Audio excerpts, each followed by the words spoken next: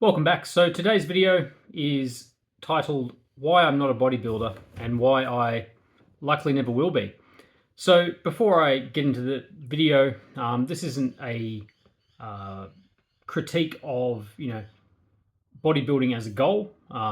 It's more to say the reasons that I don't want to do it, that I don't like it, and why, a lot of people who often pursue this goal do so without really thinking it through very well. So, when we consider what bodybuilding is a relatively new concept in the history of humanity in terms of sport and competition. You had early bodybuilders, you had people in ancient civilizations, it wasn't really a big thing.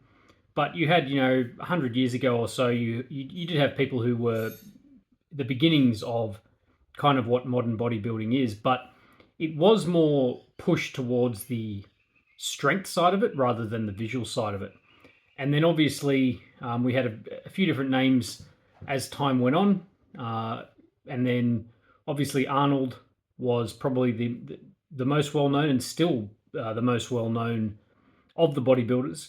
And the era that he came up and the era that he was involved with was kind of the real kick that started what modern bodybuilding has become today. Now, that was, 40 years ago, something like that, maybe a little bit longer, 40, 50 years ago now. And a lot's changed since then. Bodybuilding has gotten even more extreme, and the time that Arnold existed, there wasn't the drugs available and so on to it. Now, the reasons I don't like bodybuilding are quite varied, but it's not my primary goal when I consider why I work out, why I exercise. But when you look at fitness, when you look at the fitness industry as a whole, a lot of personal trainers, a lot of coaches, a lot of people in the industry come from the background of bodybuilding. They come from being bodybuilders themselves and often coaching other people who've become bodybuilders. And so a lot of the content out there, a lot of the understandings that we have, a lot of the mythology of the gym, a lot of that comes from the background of bodybuilding. And like I said at the start, there's nothing necessarily wrong with that. But a lot of people don't understand just how pervasive that is. And when their goals don't really align with bodybuilding, then they're often doing things that are very bodybuilding-esque in types of their workout and the way they do things. So the lifestyle that I live, the lifestyle that I like to live, and the goals that I have don't really align entirely with the principles of bodybuilding.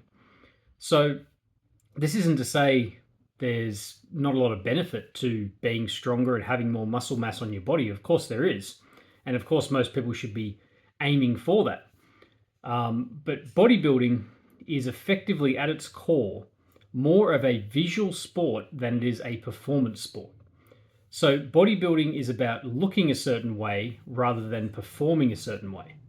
And there's a very big distinction there, because whilst you may look a certain way as a bodybuilder, and there are bodybuilders who can simultaneously be quite good competitors when it comes to some sort of athletic endeavor as well as looking good, but the vast majority of bodybuilding is geared towards simply having as much muscle as possible in the right dimensions and so on, at any cost. So whether you have good shoulders, good knees, whether you have flexibility, whether you have good cardio, whether you have good endurance, none of those things really matter at all, because it's not the focus of what the bodybuilding is about. So my personal goals when it comes to fitness and training, I like to basically be able to do anything. I like to be able to, and especially when it comes to endurance. So the activities that I like doing, the activities that I like to be able to do, being able to go on really long distance hikes, being able to do firefighting for really long periods of time, and being able to do these more endurance-based activities don't really coexist with bodybuilding and needing to constantly eat, being worried about doing too much cardio, weighing too much because you're putting on too much muscle and so on. So my goals simply don't align with bodybuilding. And what I've found is that most people's goals don't really align with bodybuilding. they might want to look more like a bodybuilder than they do now. They don't want to look out of shape and so on, and they would like to add muscle. But then when it comes to the lifestyle that most bodybuilders live, it's not something that most people really want to participate in. They want to be able to live a relatively normal life. And, the difference between being at, say, 20% body fat and 10% body fat is, for most people, going to be such a big contrast to their life. And it's not going to be a sacrifice they're willing to make in their life.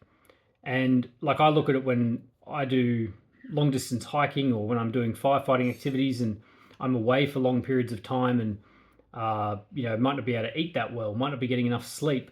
I might not have access to enough food for really long periods of time whilst doing a whole lot of physical activity. And the idea of then worrying about it so much that I've got to then get a certain amount of protein and a certain amount of this, and then I can't go and drink alcohol with at a wedding or whatever it may be. I prefer the lifestyle that goes along with not achieving those goals. And so when you consider your goals, when you really think about what it is you're trying to achieve, you've got to be clear about what it is you want to achieve. You've got to be clear about, do you want to be a bodybuilder? Do you want to be a performance athlete? Do you want to be someone who just simply is healthy and simply looks better? And really consider what those goals are and then what that means for you. And obviously the health side of it also comes when we look at bodybuilding as a sport and what it's become today. And this isn't to say you have to use drugs, but the prevalence of drugs and the use of drugs throughout the sport is just so widespread and has gotten to such a ridiculous point that it's not something that I really like to promote necessarily or like to be participating in that world. My gym, my fitness has always been, from the health perspective, whilst it's been performance as well, it's being able to perform at a very high level without using drugs and without going down the path of using things that are actually very detrimental to your overall health. And you'll get people try and defend steroids and so on, and say that they're not that bad if you do the right way and so on. But, we know very well there's more than enough research to show the detrimental effects of these drugs on your body. And it's just not something that I want to do. And I believe if health is your main goal, if health is one of your highest priorities when it comes to the reason that you do fitness and the reason you exercise, then going down that path is completely counterproductive in my opinion. Unless obviously, you're talking like a hormone replacement therapy as you get older under medical supervision, bit of a different situation there, because you're still looking at like normal dosages, not super physiological doses of steroids. So that's the main reasons that I simply don't have bodybuilding as a goal. Like I said, if that is your goal, then go for it. And I've helped plenty of people who have that as more of a goal for themselves. But it's not a goal for me, and it likely never will be a goal for me.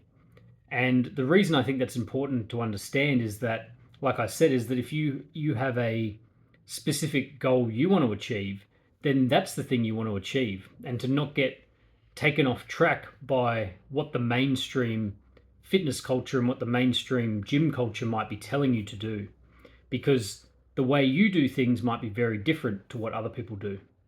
So I hope that's been helpful. Hope that's been informative. If you have any questions, any comments, I'd love to hear from you. Just write them down the bottom or send me a message.